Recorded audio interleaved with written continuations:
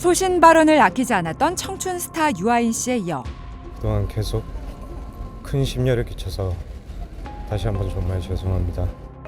글로벌 스타로 발돋움하던 이선균 씨가 마약 투약 혐의로 입건된 상황에서 그 충격이 채 가시기 전에 저한테도 색다른 특별한 경험이 될 거라는 생각에 설렙니다. 이번엔 그룹 빅뱅의 리더였던 지드래곤 권지용 씨가 마약 투약 혐의로 입건됐습니다.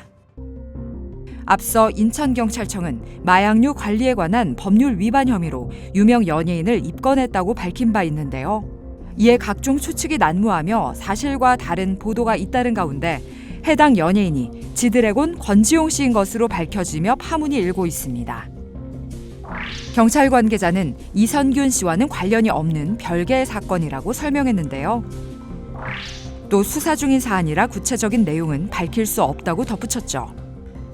경찰은 유흥업소 종업원에 대한 압수수색과 조사 과정에서 권지용 씨에 대한 진술을 확보한 것으로 알려졌는데요. 이와 관련해 권지용 씨가 오랜 기간 몸담았던 소속사 측은 현재 당사 소속 아티스트가 아니라 공식 대응이 어렵다는 입장을 밝혔습니다. 권지용 씨는 지난 2011년에도 대마초 흡연 혐의로 검찰 조사를 받았는데요. 당시 모발 검사에서 양성 반응을 보였지만 검찰은 권지용 씨가 초범이고 마약 사범 양형 처리 기준에 미달하는 수준의 성분이 검출됐다는 이유로 기소 유예 처분을 내렸습니다. 그로부터 12년 만에 또다시 마약 스캔들에 휩싸인 권지용 씨. 대중의 실망이 큰 상황에서 불과 며칠 전 우리를 더욱 충격에 빠뜨린 스타가 있죠. 바로 이선균 씨인데요.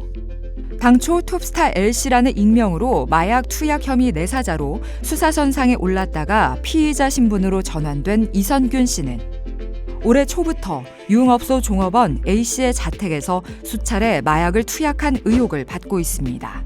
특히 유흥업소 종업원 A씨와 여러 차례 연락을 주고받았던 그는 마약 투약 의혹과 관련해 A씨 등에게 협박을 받아 3억 5천만 원을 갈취당했다며 공갈 및 협박 혐의로 이들을 고소했죠. 경찰은 이선균 씨와 관련해 총 8명을 수사선상에 올려놓은 상태인데요. 현재 이선균 씨를 비롯해 유흥업소 종업원 2명은 입건됐고 재벌가 3세와 가수 지망생, 작곡가 등 5명은 내사를 받고 있습니다. 저도 단역부터 시작한 배우였기 때문에 지금도 약간 저가 등장하는 영화나 드라마를 잘 못 봅니다. 굉장히 부끄러워하고 그런 것들이 2001년 지상파 시트콤으로 브라운관 데뷔 신고식을 치른 이선균 씨는 중저음의 매력적인 목소리와 연기로 부드러운 신사 이미지를 구축해왔는데요. 그 이미지는 작품에 따라 언제든 바뀌는 것 같아요. 또 어떤 작품, 어떤 역할을 맡으면 이건 충분히 또 변할 거고 그게 또 연기하는 데 재미인 것 같고요. 전혜진 씨와 7년 열애 후 2009년 결혼해 2 아들을 둔 아빠라는 가정적인 이미지도 그의 인기를 견인하는 데 한몫했습니다. 제가 가장 좋아하던 여배우와 결혼하게 된 거에 대해서 전 굉장히 큰 행운이라고 생각을 합니다. 하지만 마약 투약 의혹에 이어 유흥업소에 자주 왔었다는 업계 관계자의 주장까지 제기되며 이미지는 곤두박질치고 있는데요. 이 사건을 외신에서도 주목해 칸 영화제에서 황금 종려상과 미국 아카데미에서 작품상 등을 휩쓴 기생충의 배우가 저희가 어느 도전, 어느 선을 넘는 거라고 생각했는데 우리가 4개 부분 상을 받고 보니까 정말 아카데미가 어떤 큰 선을 넘은 것 같더라고요.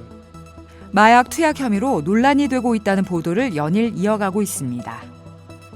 심지어 이선균 씨가 과거 인터뷰에서 한 발언들도 주목받고 있는데요. 맨날 이렇게 잠만 자 있고 잠결에 행동하고 그런 신들이 많다 보니까 지난 9월에 개봉한 영화 잠과 관련 인터뷰에서 평소 수면 습관에 대해 술과 약에 의존하지 않은 채 알람을 맞춰놓고 깬다고 언급한 부분과 2019년 영화 악질 경찰 관련 인터뷰에서 당시 사회적 이슈였던 버닝썬 게이트와 관련해 개인적으로 실망한 부분이 많다며 무엇보다 국민이 많이 필요한 일인 것 같다고 한 발언이 재조명되며 역풍을 맞고 있죠. 논란이 계속되자 이선균 씨가 출연했거나 출연 예정이었던 작품을 비롯해 그를 모델로 내세운 광고계도 비상이 걸렸는데요. 광고주 이미지에 타격을 줄 경우 광고료의 2~3배에 이르는 위약금을 내야 하는 경우가 보편적이기에 100억대의 배상금을 내야 할 수도 있다는 전망도 나오고 있습니다. 그렇다면 경찰 조사에서 밝혀져야 할 의문들은 무엇이 있을까요? 먼저 그가 정말 마약을 했는지, 그리고 마약의 종류와 횟수 등을 파악할 필요가 있는데요.